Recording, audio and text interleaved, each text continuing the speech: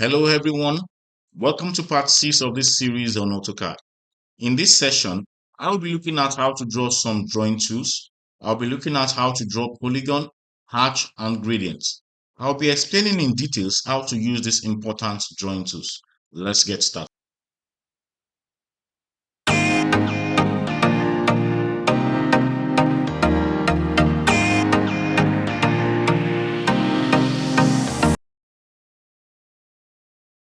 Okay, the first tool we'll be looking at is how to draw a polygon.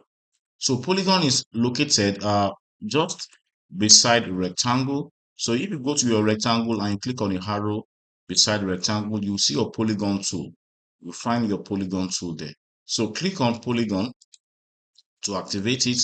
So once you click on polygon, you can see on the command line, we have an option there that says polygon enter number of sides. So you have to tell us how many number of sides of polygon that you want. So let's assume you want an octagon with 8 sides. So I'll type 8. Then for you want AutoCAD to receive your input, press enter or spacebar. So I'm going to press enter on my keyboard to tell AutoCAD to receive that input. So the next option that you have on the command line says specify center of polygon. So you have to go and click your desired center point. So now I have clicked. Now, still following the command line for guidance, you have two options: inscribed in circle, circumscribe about circle. So here it's showing you two methods of drawing a polygon, whether using the inscribed method or the circumscribed method. Choose any option. I'm going to choose inscribed. So now you can see now that I'm having my polygon, 8 sides, center has been defined, the number of sides has been defined, and I've also choose inscribed method. So now the last thing you need to do here is to specify the radius. So if you are working with dimension, you can decide to pick a particular radius. If you are working in dimension, you can decide to pick a particular radius. Well, let's assume radius 17. So I type 17 on my keyboard and I press enter. Don't forget, anytime you put an input, you type in a figure for dimension, always remember to press your enter or spacebar. So I type enter. So now on my screen, I have a polygon, 8-sided. I have picked the center point. Then I have said I want inscribe method, and I've also chosen the radius of radius 17. So this is a polygon using inscribe method. Now another method is to use the circumscribe method. The approach is quite similar. So I'm going to click on polygon again, specify center of the sides. Okay, I want 8, the same 8 I used previously. Enter. Specify the center of the polygon. Okay, I want the center to be about the same level as the first one. Now, this time I want to use circumscribe. So I click on circumscribe. Okay, now specify radius. I used radius 17 the other time. I'm going to be using the same radius, 17. Enter. Okay, now if you look at these two polygons, the same 8-sided, here I use inscribe method, here I use circumscribe method. The same radius, radius 17, radius 17, but they look different. They look different in terms of the size. Now this seems bigger than this. Let's try and confirm. So I'm going to move. I'm going to use a modifying tool to move.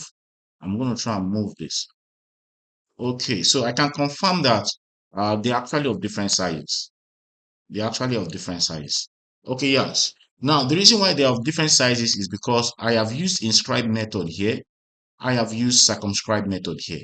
So uh, so the choice of my method has actually affected and caused changes in the sizes. So if you're working with dimension, it's always good you know which particular method you need to use. Do I need to use inscribe or I need to use circumscribe? Now, how do you know whether you need to use inscribe or you need to use circumscribe? The approach for drawing inscribe is different from the way you draw your circumscribe method. For the inscribed method, it works based on you picking the center point and one end point of, okay, let me zoom in so that it's bigger. So to use the inscribed method, you need to specify the center point and one end point of this edge. You can see this side, you can see these two edges. So you pick a center point and a point on the edge. But for the circumscribe, it works based on the center point and the midpoint of two edges, not the end point of the edges, but the middle point of two edges. So it's actually different. While your inscribe is using center and end point, your circumscribe is using center and midpoint of two edges. So that gives you different results. So you can see at the end of it all, you have your circumscribe looking bigger than the scribe, even though you have used the same radius and the center is almost about the same level and you have the same number of sides. So the size is different because inscribed and circumscribed, they work on different approach. While your inscribed is using center and end points, your circumscribed is using center and midpoint between two edges. So center and a point here. Now let's try and observe this. I'm going to try and draw both polygons again. Then we'll try and observe. Okay, so I click on polygon again, enter number of side. I'm going to maintain that 8. Specify center. Now using inscribe. Okay, now can you observe the way the radius is trying to work? It's from the center to one endpoint. From the center to one endpoint. So I'm just going to click. I'm not going to be using. Okay, let me use a radius 17 again. 17, enter. So it uses center and endpoint. Now I want you to try and observe the way it's going to be for circumscribe. So polygon again, enter number of side, the same 8. Specify the center, okay, somewhere around here. Now circumscribe. Now, can you observe that for circumscribe, it is not the end point of the edge, but the midpoint of two edges. So that's the difference between using inscribe and using circumscribe. So I'm going to say radius 17 again. Okay, all right. So at the end of it all, you have the circumscribe looking bigger than the inscribe.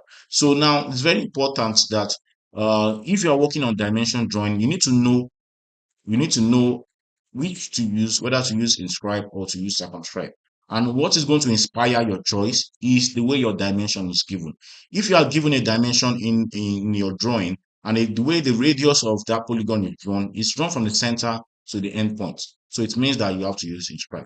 If in your dimension drawing, the radius is drawn from the center to the middle point of two edges, it means you have to use circumscribe. So you have to use a method that relates with what you have in your dimension drawing. So that's what's going to inspire your choice of method. Now, there's another third method of drawing polygon.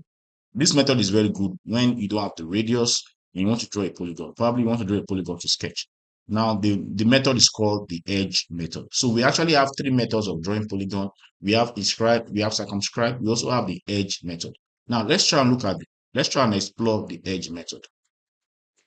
Okay, I'm going to pan this a little bit away and let me pan it to the side. All right, so I click on polygon, specify number of sides 8, enter. Now, at this point, if you look at your command line, you will see that by default, you have specify center of polygon. If you go by this route of specify center of polygon, it's going to lead you to inscribe and circumscribe. But we have another option, which says edge. So I'm going to activate this edge option. So now for this edge option, we are going to specify the endpoint of edge. So I've specified the endpoint of edge. Now I'm going to specify the second endpoint. Now, because I want the length of this, each of the length of the polygon to be okay, all right. So now I'm going to specify another second point, and the point I'm going to pick, you can actually do it graphically or you use dimension. So if I want to use dimension, I can just say 8. Okay, all right. So by typing 8, it has been able to draw that polygon using the edge method. You will observe that I didn't have to click the center of the polygon. I don't have to click the center of the polygon. So by just specifying 2 endpoints, by just specifying 2 different endpoints of one side, I've been able to draw this polygon. So I'm going to do it again so that you can have more clarity.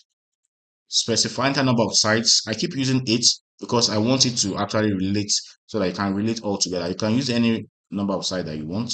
8, enter. So I won't go for the center option. I'll go for the edge.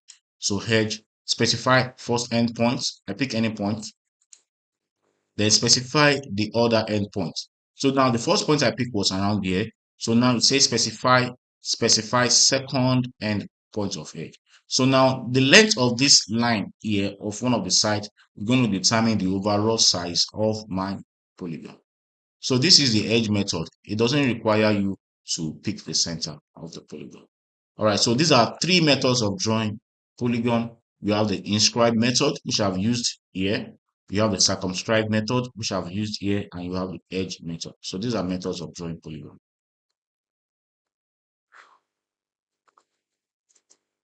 All right, the next tool that we'll be looking at now is the arch and the gradient. Arch and gradient. Arch and gradient. So here, if you look at this point here, you have arch, but when you click on the drop down, you have gradient. So arch and gradient. So those are the tools that we'll be looking at now. They are very similar, but just a little difference between them.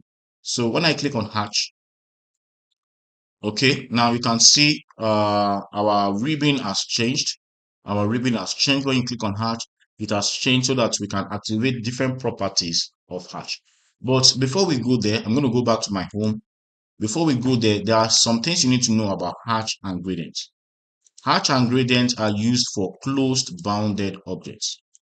Hatch and gradient are used for closed bounded objects. What do I mean by closed bounded objects? Okay, now this is a closed bounded object. This is another closed bounded object. So if I drew an arc is not a closed bounded object, it's an open object. Or if I have done something like this, so this is not a closed bounded object. You can see that it's open at this point. This is so open. A circle is a closed bounded object. A polygon here is a closed bounded object. So now when you want to use your hatch and your gradient, they are both used for closed bounded objects. So there must be a complete boundary before you can use arch. So arch is not going to work for an arc. It's not going to work for something like this. So make sure that you have a closed bounded object before you use an arch. So those are the conditions of using arch, both arch and gradient. So I'm going to be drawing different. Okay, I want to use my line to form a closed bounded object. So you can do that. Then I'm going to click on close to make sure that it's closed bounded. All right, so I have two closed bounded objects. Now I want to apply my hatch. So I click on the arrow here, I click on hatch. Now there's changes in the ribbon. There are changes in the ribbon to help me apply the arch option. All right, now on this ribbon, you can see that there are divisions. You have the boundaries division, you have patterns, you have properties, and you have a few more. So under this boundary region, this is where you get to select where you want your arch to be applied. So there are two methods of doing this. You can either use the pick point or the select method. Now, if you use the pick point method, you will go and pick inside, not outside, inside where you want the arch to be applied. You click inside. Now, okay, let me just continue. Now, the next here, you come to the next one, pattern. So under pattern, this is where you choose the pattern you want to use. So there are some arrows here so that you can expand. To expand the options, there is an arrow there. So click on the arrow, then you get to choose different patterns that you would like to apply. So you can see some changes occurring. You can see some changes occurring. So you can slide down to pick other arch. So what we are seeing here are arches. Arches. Okay, let me just go with this. Arch. So this is what we call arches. Now I'm not yet done. I'm gonna go to the next panel, which is properties. So under properties, I can decide on the scale of the arch, how closely I want the pattern to be. So now by default here I have 1. So if I change this to 4 and I press enter, so you can see that the spaces is bigger. So let me change it to, let me make it smaller. If I choose 0.6, enter here, 0.6, enter, you can see that the patterns are so close together. Now I can also decide to change the angle. I'm changing the angle to angle 60, enter. So you can see that the orientation is different. Now I would like to change the pattern. I would like to change this pattern. So I'll come and expand here. Let me change it to, okay, something. Okay, let me change it to this. Okay, no, not this. I want something that would Okay, let me use a brick pattern. All right. So brick pattern. Now scale again. Let me change the scale to 3. Enter. Now can you see what 3 is giving us? So depending on, so just choose any scale that's 2. Enter. So 0.5, 0.5. Enter. So just choose any scale that suits you. 0.6. Enter. So choose the scale. Then adjust the angle to change your rotation. If you use 0, this is default 0. You can change it to any angle of your choice. Let me use 45. I press enter. 20. I press enter. So you can use any angle of your choice. Then also at this point, you can decide to change the color of the background of the layers. You can decide to change the color. Then the color of the uh, lines. Initially it was white, so you can change the lines also to any color that you want. So all these are just based on what you want. So once you have done this, you can easily just go and accept that all those changes. Then here you have your hatch. So this is what we call hatch in AutoCAD. Hatch is actually about patterns. So you can pick patterns and you can customize how you want the patterns to be. So I'm going to be repeating the same idea here, but this time I'll be doing it in just a little bit different. Hatch again. Now this one I did here, I used the pick points method, but now I'm going to be using the select method. So I click on select. Now for the select method, it require you to select the boundaries where you want your hatch to apply. Okay. Now, okay, all right. Because I've used line, so that was why it was a bit tasking trying to select all the sides. Okay, all right. All right. So, but if I had used the pick points method, it will be easier for me to select the boundary. Okay. So if I'd use the pick points method, I'll just click inside. That's more straightforward. So using the pick points is more straightforward. Now for the other method, select, because this is because I did this object using line, and you know line has individual objects, so I have to select all the objects before it could define the boundaries very well. So but with my pick points method, I can easily select the inside and my selection is faster. Okay, so that's the difference between using pick point and using select. So select, you have to select the objects that define the boundary. So sometimes it might take time, but using the pick points, it's going to locate it itself because it's a closed bounded object. So using the pick point or using the select, you can see the difference between using pick points and using select. So here, I'm going to change the pattern. I'm going to change the pattern. So scroll down to pick a desired pattern. Okay, let me pick something like this. Then I'll go to properties to change the scale. Let me use a scale of 2. Enter. Then I'm going to change the angle. Let me use the 0 default angle. Okay. Then I can change the color, the background color here. Or if you want to use any color you want, then change the color of the lines. Change the colors of the lines. Okay, then accept. Okay, all right. So you can actually do it anyhow you want. Draw your close bounded object, then pick your pattern using arch. Pick any kind of pattern you want, then customize it to your desired what you want. All right. So thank you. That's all about Hatch.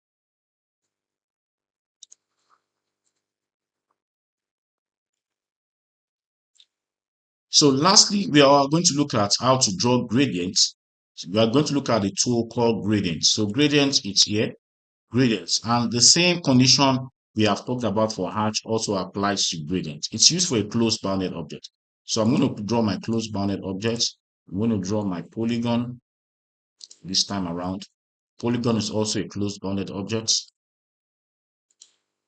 So we have looked at how to draw polygon in the previous video. Okay, so we have just looked at how to draw polygon. We have just looked at how to draw polygon. So I've drawn my polygon and they are both closed bounded objects. So the same condition for hatch, the same condition applies to gradient, closed bounded object. Okay, I click on gradient. Now gradient is all about colors. So you can decide to use one color or you can decide to use two colors to form a gradient. Now here I have an option. So similarly like you had for hatch, now boundaries, you can just define your boundaries. Now if I use the select method, I will just need to select the boundary and it will know the region within which I want to apply my gradients. Here you can decide on how you want the colors to change. Now these are the default, this is the default color. We are going to change this color over later on. This is a default color. So you can decide how you want the color to mix. Then here is where you get to change the colors. So you can change it to green and red. Okay. Now you can decide to change the mixture again, how you want the colors to blend. And if you want the same color all through, yes, you can decide to pick the same color all through. If you want similar colors all through, so you can just pick the both colors to be the same. So, okay. So pick both colors so then you can accept change. So here we have been able to use gradients, making a complete orange color. Okay, I'm going to be applying the same idea here. Gradients. So either use select option. Okay, so this is a single object. I'm using the select option, or you can also use the pick point option, or you use the select option. So using the select option, then you can decide to change your colors here. If you want different mix of colors, decide on how you want the colors to mix, then click on accept. Okay, so this is gradient. So what gradient just does is that you can decide to have a single color or a mixture of two colors. So to give you a gradient. So that's gradient. So now we have been able to look at how to draw polygon, how to draw arc, and how to use your gradient. Thank you.